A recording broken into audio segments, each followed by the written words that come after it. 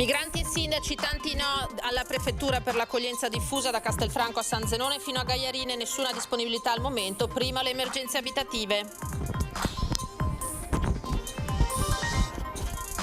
Ma nell'area dell'ex caserma Serena il timore è che l'hub possa tornare a livelli critici come in passato. Da Treviso e Casier l'appello, tutti facciano la propria parte.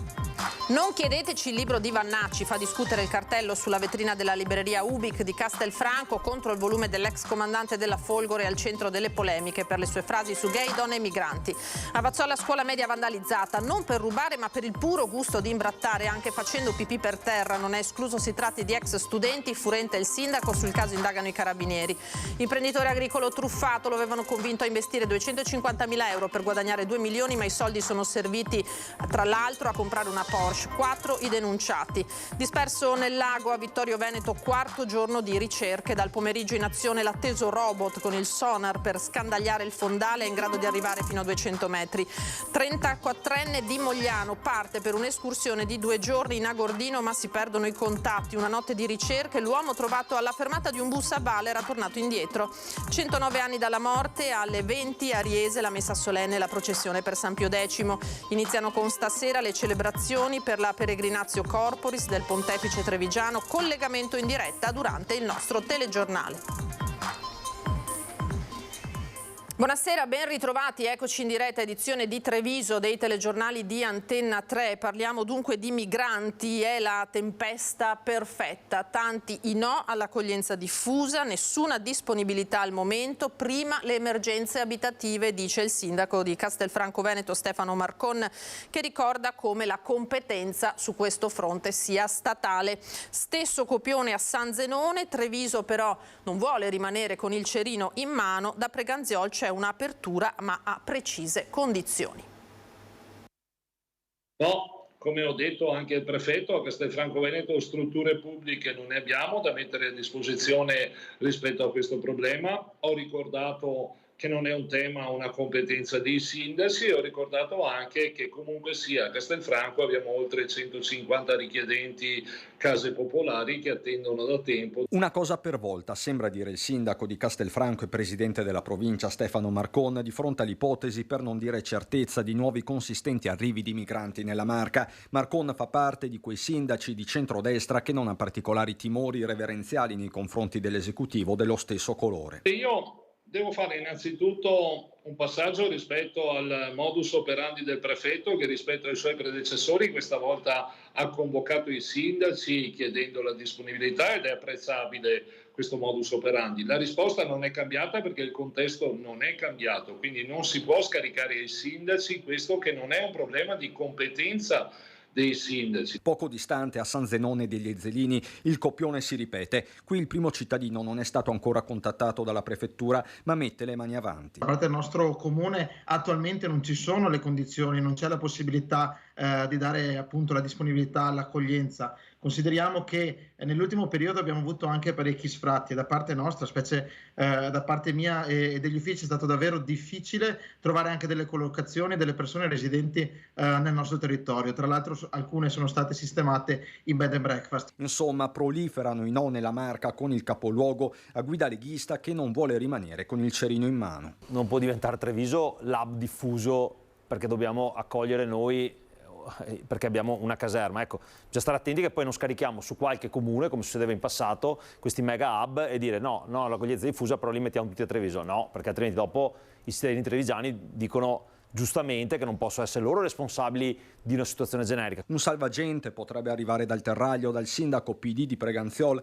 ma a condizioni talmente precise che al momento paiono irrealizzabili e che chiamano in causa tutti i primi cittadini della Marca. Non è che il Preganziol si fa carico di tutti i problemi della provincia, che diamo la disponibilità a noi, ma deve esserci anche quella di tutti gli altri, quindi regole chiare per tutti, uguali per tutti, e poi ognuno fa la nostra parte, quindi noi diciamo di sì, ma con tutti gli altri che devono ovviamente dare la disponibilità. Nuovi arrivi si sono registrati in questi giorni anche all'ex caserma Serena, per ora non numeri consistenti, ma si guarda in prospettiva, con il sindaco di Casier Carraretto che dice si agisca in prevenzione e non in emergenza. La paura è il numero. Per quanto bene si vada a fare, quando arriva che si perde il controllo, lì poi sono guai. Chiede un'attenzione particolare al numero di ospiti all'ex caserma Serena il sindaco di Casier Renzo Carraretto, un numero di capienza massima che permetta una convivenza e una gestione del lab congrue alle capacità della struttura, affinché si possa tenere sotto controllo la situazione. Nel fine settimana sono circa 20 le persone arrivate alla Serena, un totale di 535 ospiti, condizioni che, a detta del sindaco, al momento non destano preoccupazione. Necessario però agire in prevenzione. Credo che tutti ormai abbiamo ben conoscenza di tutto quello che sta succedendo, però non dobbiamo certo trovarci un po' indifferenti a quello che sta succedendo. Dobbiamo cercare di reagire perché le cose le sappiamo. Le sappiamo prima e non possiamo arrivare alla fine dicendo che ma non si sapeva. Siccome si sa, allora automaticamente cerchiamo di prevenire. E qualche volta purtroppo anche da parte delle istituzioni non è sempre vero che si arriva a prevenire. Un agire comune, una presa in carico delle persone in arrivo che sia di comunità e che coinvolga tutti i sindaci. No ai grandi hub quindi per il sindaco di Casier, che si pone sulla stessa linea delle soluzioni richieste ai primi cittadini della Marca dalla prefettura. Bisogna cercare un po' tutti di darci una mano. Credo che Casier in questo caso ha sempre negli anni dato una mano come territorio, come presenze, come disponibilità, però non sempre ha la possibilità di gestire anche territorialmente questi cittadini che hanno bisogno. E rispetto ai nuovi arrivi all'ex caserma Serena, i cittadini di Casier accolgono la notizia con un velo di rassegnazione. E ne arrivano sempre. Non so dove andremo a finire, anche perché sono in giro dappertutto Casier, sulle piazzette, sono fermi e non fanno niente. Per me non dovrebbero farli arrivare, comunque l'Italia è così. Non è un grosso problema, per il momento non mi sembra che stiano disturbando come in altri periodi. Non so cosa dire, perché mi dico qua Poretti, non so mantenere tutta questa gente cosa fare, non so neanche a me cosa dire. Fa peccato, spiace, però chi dovesse aiutarli a casa sua. Non penso. È troppo lungo il discorso. È un po' rassegnato? Ma no, non è rassegnato, dipende da loro, dovrebbero stare bene a casa loro, dovremmo dare una mano a casa loro. Qui da noi stanno male loro. Se la gente pensa di fargli del bene così, bene, no? Sembrano rinchiusi, sai, gli uccellini dentro le gabbie. Ma se c'è gente che è convinta di fare del bene, bene, lasciamoli che credano così. Gagliarine invece, Gagliarine è uno dei comuni a cui la prefettura ha chiesto un'eventuale disponibilità proprio all'accoglienza diffusa, individuando come struttura per i migranti l'ex asilo di Campomolino, una frazione, e ricevendo il no di parroco, che è titolare della struttura, e anche del sindaco. L'ex asilo Maria Immacolata di Campomolino di Gagliarine è individuato dalla prefettura come stabile in cui ospitare richiedenti asilo, meno di una decina. L'edificio è della parrocchia che, così come il comune, ha risposto no all'interessamento dell'ufficio del governo per quella struttura. È stato lo stesso prefetto Angelo Sidoti a sottoporre l'idea al sindaco Diego Zanchetta. In attesa di adesioni al bando per i 400 nuovi posti letto per i migranti si testa anche la disponibilità dei singoli comuni. Pensare ad un'accoglienza diffusa in un paese, ancora di più in una frazione come Campomolino, dove manca di veramente tutti i servizi, non c'è una corriera, penso domani mattina la semplice bottiglia d'acqua mi viene naturale che chiamino il sindaco e il sindaco fa che tutto il giorno andare a portarli su e giù a prendere anche le prime necessità.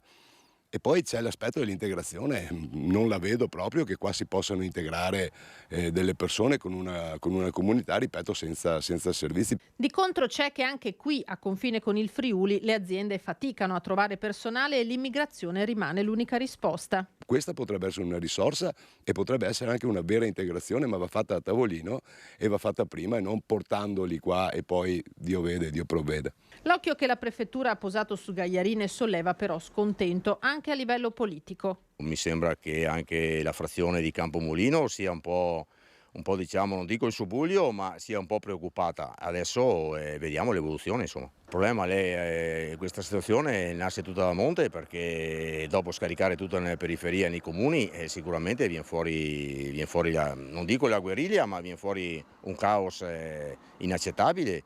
Fantuz, pur da leghista storico, non risparmia una critica al governo. Chi è ai vertici adesso del governo ha fatto una campagna elettorale molto forte sul discorso dei sbarchi.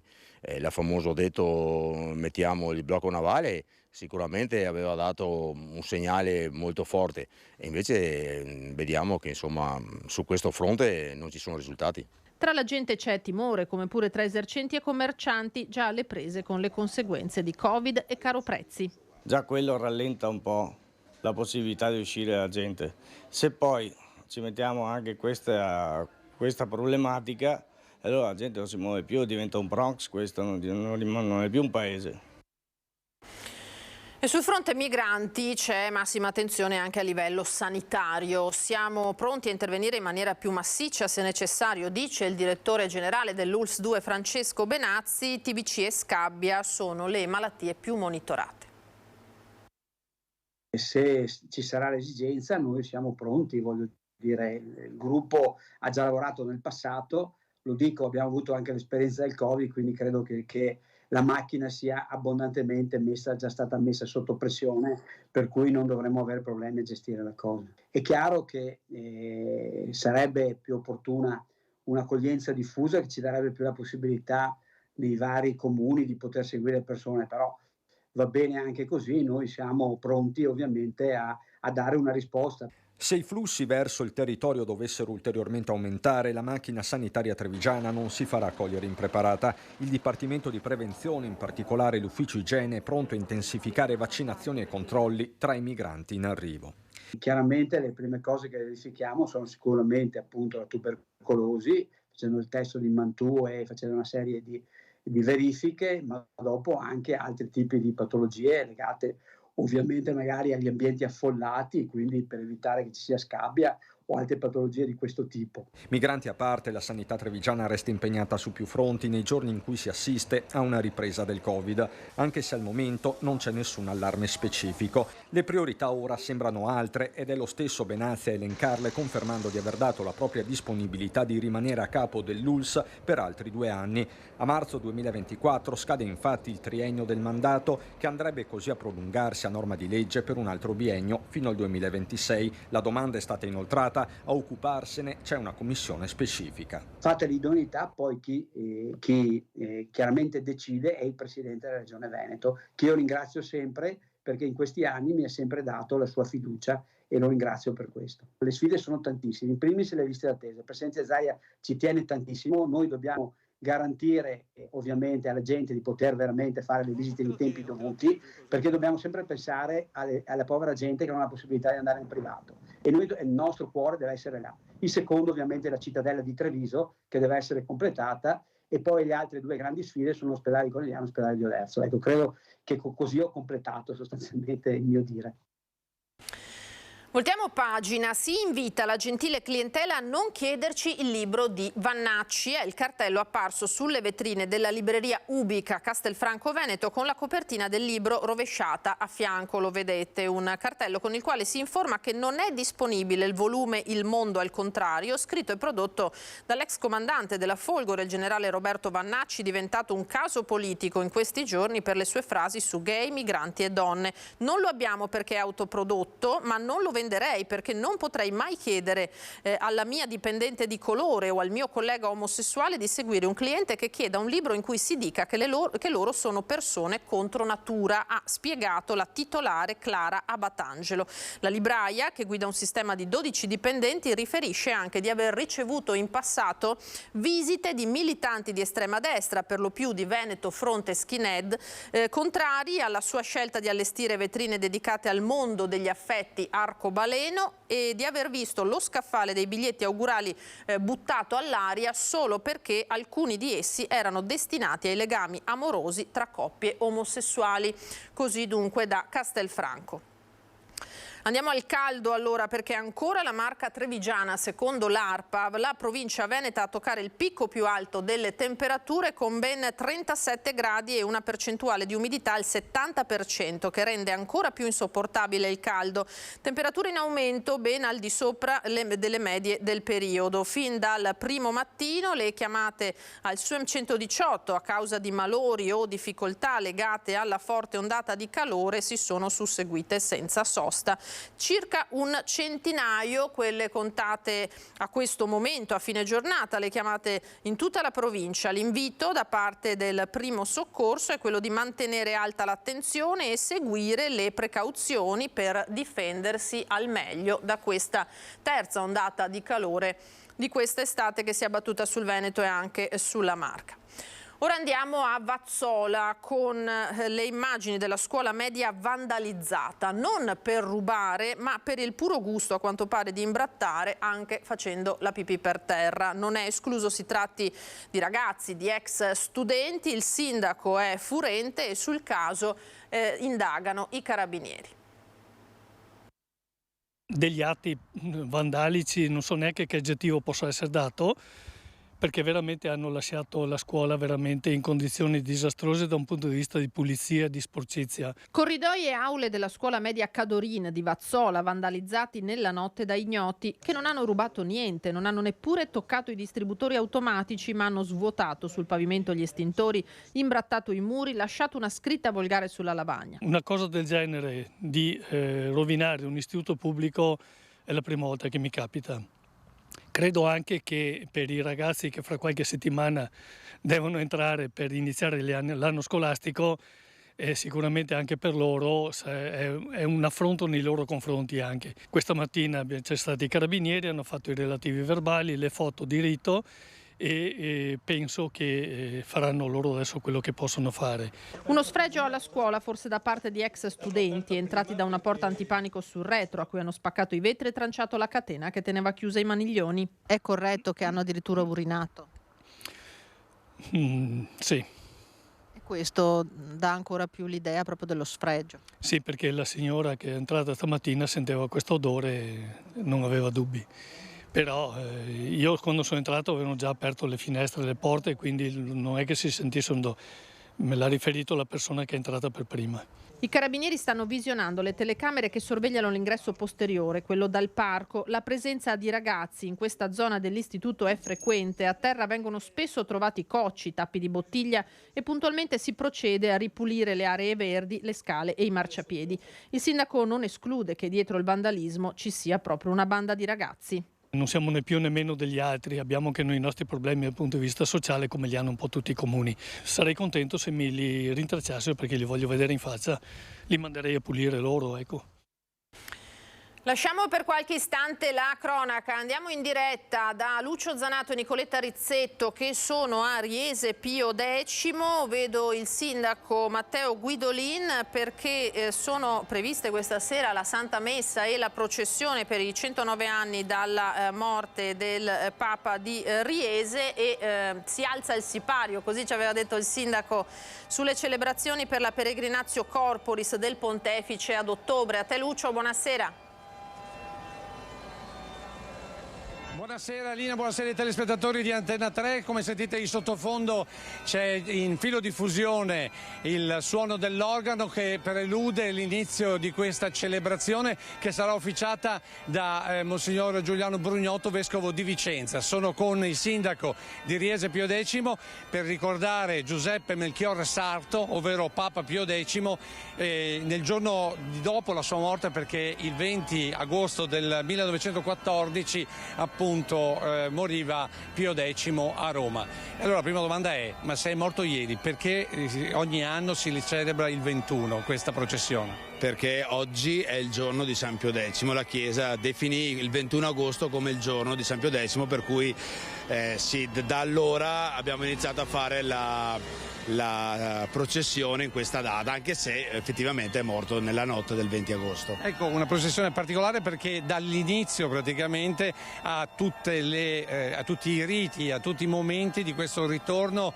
del corpo di San Pio X qui nella sua casa natale. Del resto lui ha detto: o vivo o morto tornerò a Riese. O vivo o morto tornerò, l'aveva detto per Venezia, noi l'abbiamo fatto nostro qui a Riese. Oggi è l'inizio di questo calendario di eventi che porterà e poi seguirà il pellegrinaggio di Papa Pio X qui nella diocesi di Treviso, prima a Treviso il 6 ottobre, poi dal 7 al 15 ottobre qui a Riese. C'è grande aspettativa, c'è voglia di averlo tra noi. Sarà un ricco calendario che da oggi appunto arriverà fino a quei giorni. Ecco, una domanda che va fatta al politico è Riese Pio X, San Pio X, anche qui a Riese Pio X per molti è un papa restauratore. In realtà è stato il primo a dire il non expedit, cioè l'intervento in politica dei cittadini doveva esserci lui che è stato prima di essere un papa un prete, diciamo, proprio pastorale, non della curia.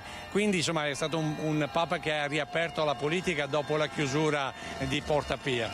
Beh, noi l'abbiamo chiamato un papa di campagna. Il fatto di aver fatto tutto il cursus honorum da parroco fino a papa gli ha fatto toccare con mano tutte le realtà sociali italiane di quell'epoca, e molti lo definiscono un conservatore e un restauratore. In verità lui fu un grandissimo riformatore della struttura della Chiesa, e la lettura solo parziale, magari legata all'antimodernismo, secondo me non rende omaggio a una figura non solo ecclesiastica ma storica molto importante, a cui noi teniamo molto e per il quale stiamo facendo un grande lavoro anche di rilettura nella sua interezza del personaggio, della figura storica. Ecco, anche per questo quindi c'è questo ritorno del corpo di San Pio X qui, per riparlare di lui in una versione nuova, più approfondita, anche per i laici. Non solo per i laici, ma anche per riportarlo alla sua dimensione di devozione popolare, che è molto forte non solo in Italia ma in tutto il mondo.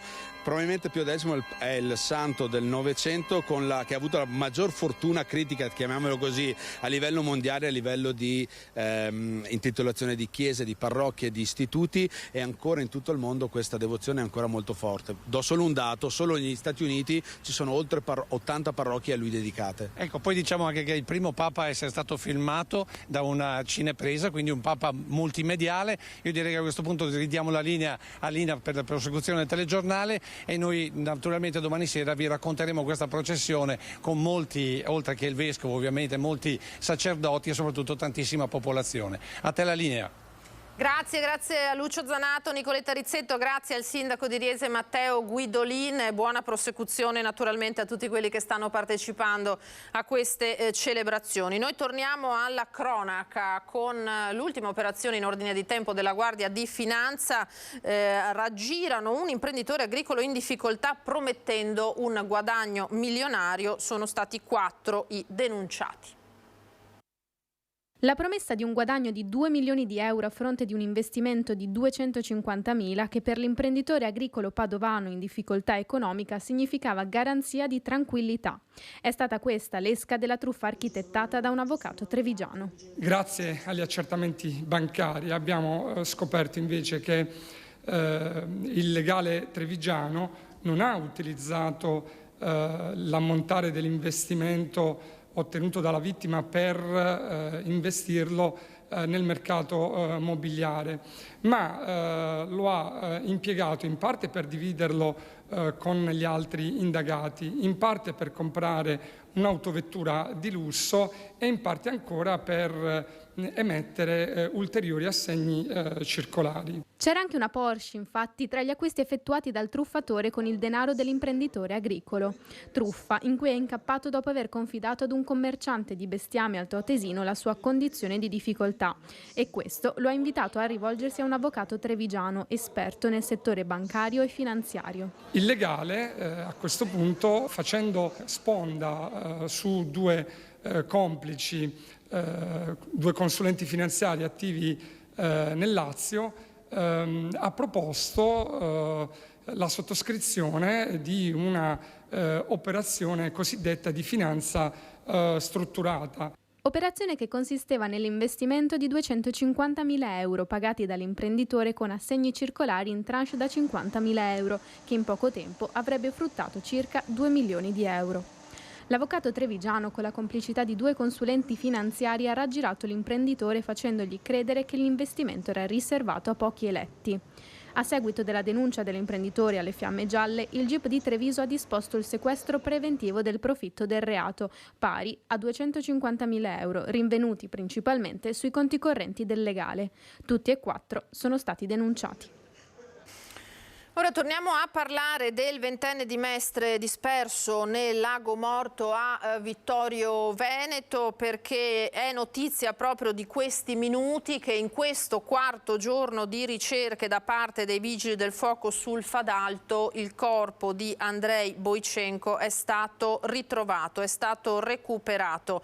Oggi era il giorno dell'atteso robot con il sonar che serviva proprio per scandagliare il fondale del lago alla ricerca del giovane disperso da venerdì scorso. Vedete le immagini che si riferiscono a oggi pomeriggio, quando il dispositivo che è in dotazione al nucleo sommozzatori dei vigili del fuoco della Lombardia è stato messo finalmente in campo, una strumentazione adatta per le ricerche cosiddette in alto fondale, pesa 80 kg, è dotato di fari, pinze a 5 movimenti, una videocamera ad alta risoluzione e appunto un sonar rotante in grado, questo strumento lo vedete, di arrivare fino a 200 metri di profondità. È stato evidentemente determinante, visto che da venerdì si cercava il corpo del ragazzo, purtroppo scivolato dal materassino e finito nelle acque molto fredde del lago morto, che nei punti di massima profondità raggiunge anche i 50-60 metri, quindi la visibilità era molto scarsa. Con i mezzi normali, diciamo consueti, anche con le immersioni dei sommozzatori non era stato possibile arrivare a individuare nel fondale con scarsissima visibilità il corpo, e invece è notizia appunto di poco fa che con questa strumentazione il corpo del ragazzo è stato ritrovato. Purtroppo per lui le speranze si erano già spente da giorni, ora la salma potrà venire restituita alla famiglia. Noi adesso ci fermiamo per qualche istante di pubblicità, torniamo con molta alta cronaca tra pochissimo. Eccoci di nuovo in diretta, edizione di Treviso dei telegiornali di Antenna 3. Era partito sabato per un'escursione sul Montalt nella Gordino, ma dalle 10 di ieri mattina si erano persi i suoi contatti. Sono state ore di angoscia per le sorti di un 34enne di Mogliano. Scattato l'allarme ieri sera, 3 squadre del soccorso alpino di Belluno hanno iniziato a controllare tutti i punti di accesso e di sbocco, chiamando e facendo segnali di luce con le pile. Una notte di ricerche finché questa mattina, poco dopo le 6, i soccorritori che si stavano dirigendo verso la palestra del MAS di Sedico hanno visto alla fermata dell'autobus un uomo che corrispondeva alla descrizione. Si sono fermati e hanno verificato che fosse proprio lui. Il 34enne ha raccontato che nel proseguire verso la cima del Montalt si era trovato in difficoltà e aveva deciso di tornare da dove era arrivato. Durante il rientro aveva però perso lo zaino con documenti e telefono cellulare e non aveva potuto informare nessuno. In ogni caso è finita nel migliore dei modi. Cade dalla bici invece mentre scende da Cima Grappa, è grave, un ciclista di 52 anni. Versa in condizioni molto serie un ciclista di 52 anni caduto dalla bicicletta mentre percorreva la strada Cadorna all'altezza del secondo tornante in territorio comunale di Borso del Grappa. L'uomo stava scendendo verso Romano Dezzelino dopo aver raggiunto Cima Grappa, quando attorno alle 18:30, per cause ancora da chiarire, ha sbandato ed è rovinato a terra. Vista la grave situazione, i sanitari del SUEM arrivati da Bassano hanno allertato l'elisoccorso che ha condotto l'uomo al Cafoncello di Treviso, ricoverato in terapia intensiva. Necessaria la chiusura temporanea della strada per permettere le operazioni di soccorso al 52enne e la messa in sicurezza dell'area, tanto che si sono verificate per ore lunghe code di veicoli di rientro dal massiccio dopo la giornata trascorsa in montagna. Nel weekend servizi straordinari di controllo lungo le strade della provincia. L'operazione, alla quale hanno partecipato le forze dell'ordine e le polizie locali dei comuni di tutto il territorio, ha visto il coinvolgimento di 94 pattuglie e 184 operatori. I veicoli fermati sono stati 1125 per un totale di 1207 persone sottoposte a controllo. L'attività svolta ha permesso di accertare 24 casi di guida in stato di ebbrezza, di cui 2 inerenti a neopatentati o conducenti professionali. Continua a essere significativo anche il dato inerente al mancato utilizzo delle cinture di sicurezza, con 45 verbali di accertamento. Nel complesso sono state 33 le patenti ritirate, 658 i punti decurtati, 27 le persone denunciate.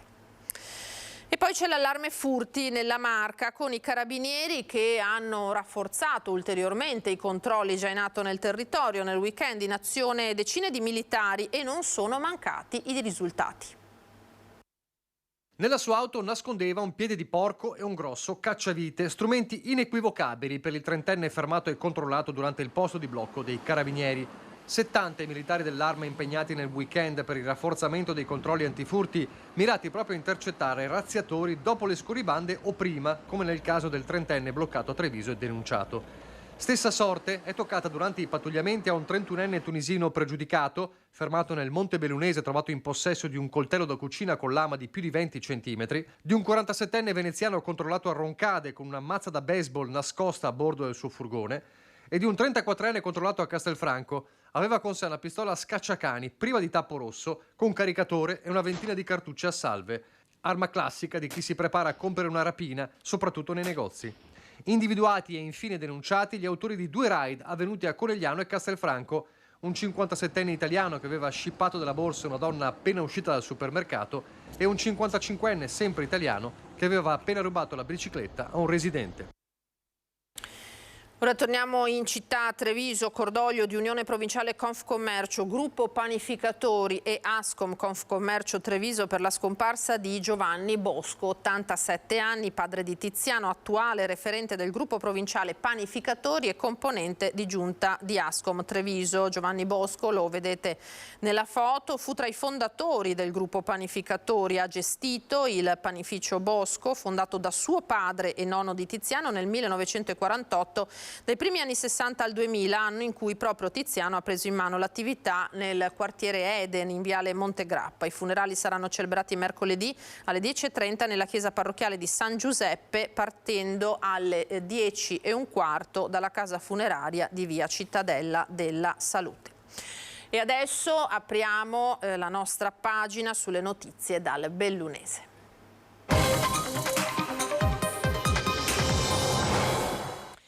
Torniamo a parlare delle alte temperature. Un duomo di aria calda fra stasera e domani mattina comporterà un'anomalia dello zero termico in quota poco sopra i 5.000 metri e gli occhi sono tutti rivolti verso la Marmolada, a poco più di un anno dalla tragedia in cui persero la vita 11 alpinisti travolti dal distacco di un seracco del ghiacciaio. Io direi che si monterà una situazione con un promontorio molto dinamico, quindi fase anticiclonica, con un'anomalia termica più accentuata in alta quota. Abbiamo proprio un duomo di aria calda legata alla struttura anticiclonica con lo zero termico che oggi andrà a superare i 5.000 metri. Il dettaglio scientifico di ciò che sta accadendo in queste ore in quota a causa della nuova ondata di caldo eccezionale in montagna lo spiega il noto fisico e meteorologo dell'Ufficio Meteorologia del Centro Valanghe di Arabba, Robert Luciani Thierry, il professionista che nel 2018 previde la tempesta Vaia. Luciani parla di un duomo di aria calda per rendere visivamente più efficace il promontorio di aria calda piazzato sulle Dolomiti. L'apice della quota dello zero termico dovrebbe verificarsi nella libera atmosfera fra stasera e domani mattina attorno ai 5.050-5.100 metri di quota.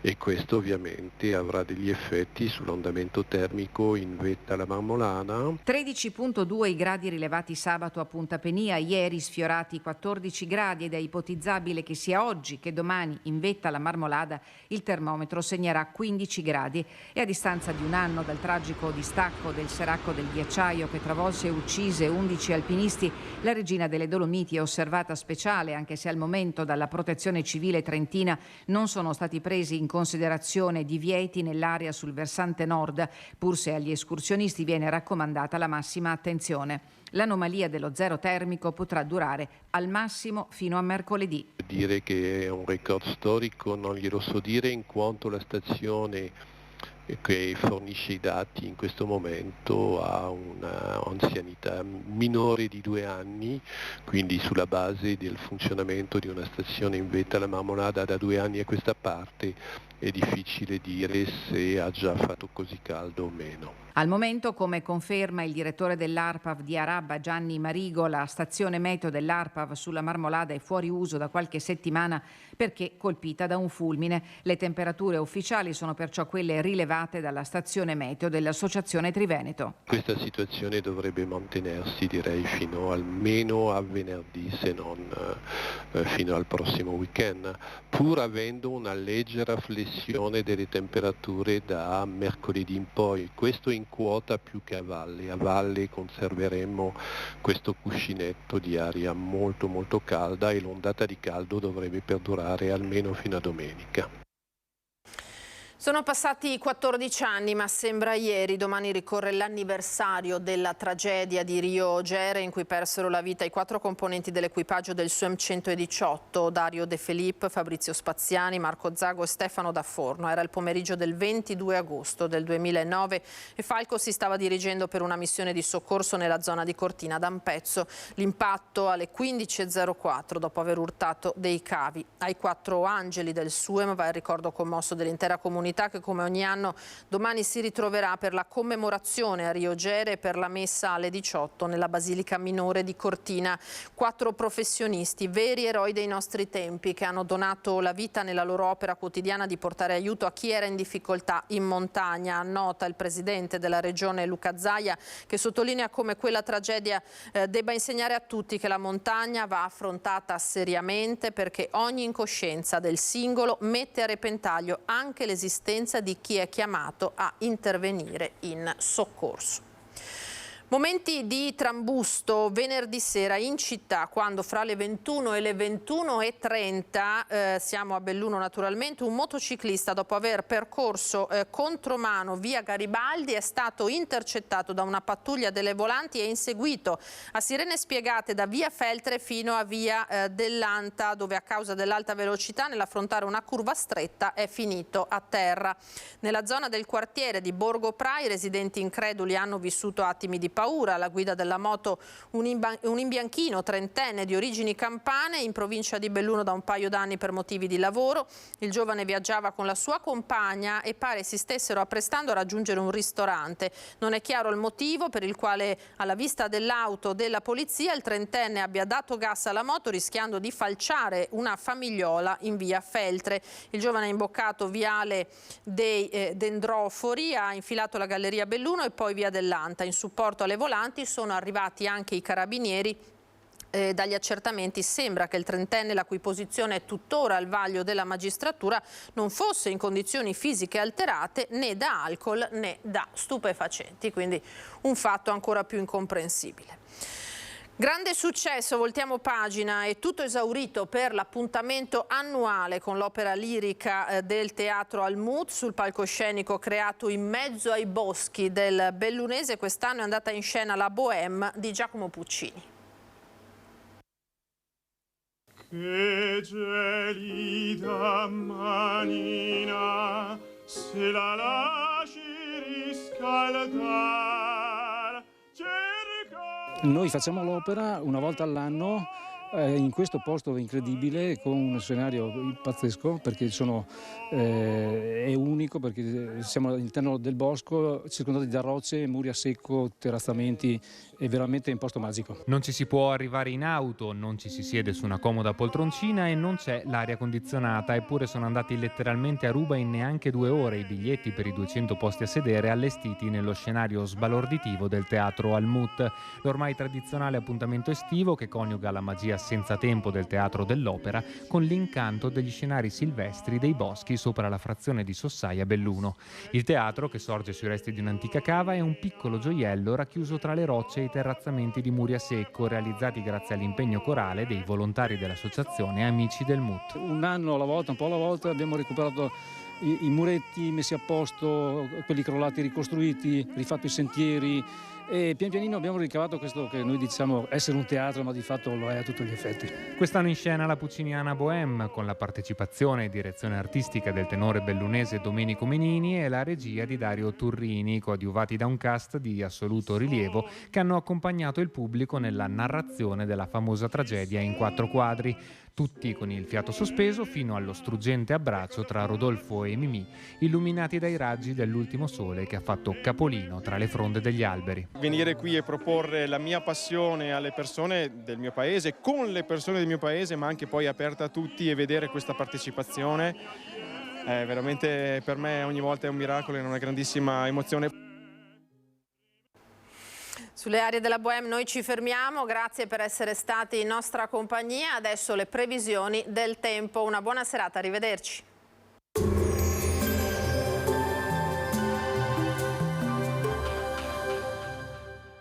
Portaci gli oggetti, i mobili, i vestiti che non usi più. Da noi, guadagni. Ex Novo Mercatino dell'Usato. Aperto 7 giorni su 7, via Vicenza 23, Vedelago. Bentrovati al meteo. L'intensa ondata di caldo entra nel vivo e raggiunge il suo apice. La canicola dell'anticiclone africano è destinata a durare ancora diversi giorni. Il dettaglio di martedì 22 agosto. Sul Veneto in questa giornata il bel tempo sarà prevalente, come vediamo dalla grafica. Infatti sarà soleggiato con il cielo che si presenterà prevalentemente sereno. Clima bollente e afoso con valori fino a 8-10 gradi sopra alla media stagionale, minime tra 18 e 26 gradi, temperature massime con punte di 37 gradi all'incirca. Ci spostiamo ora sul Friuli Venezia Giulia, anche qui tanto sole, il cielo sarà sereno o poco nuvoloso di pomeriggio sui monti. Le temperature anche in questo caso rimarranno molto elevate, minime tra 21 e 24 gradi, massime sui 34-36 gradi, valori eccezionali anche in quota. Infine diamo uno sguardo alla situazione del Trentino Alto Adige, dove dominerà il sole con qualche addensamento pomeridiano in genere innocuo. Temperature minime intorno ai 20-21 gradi, massime sui 35-38 gradi all'incirca. Dal meteo di Antena 3 per ora è tutto, grazie per l'attenzione, arrivederci.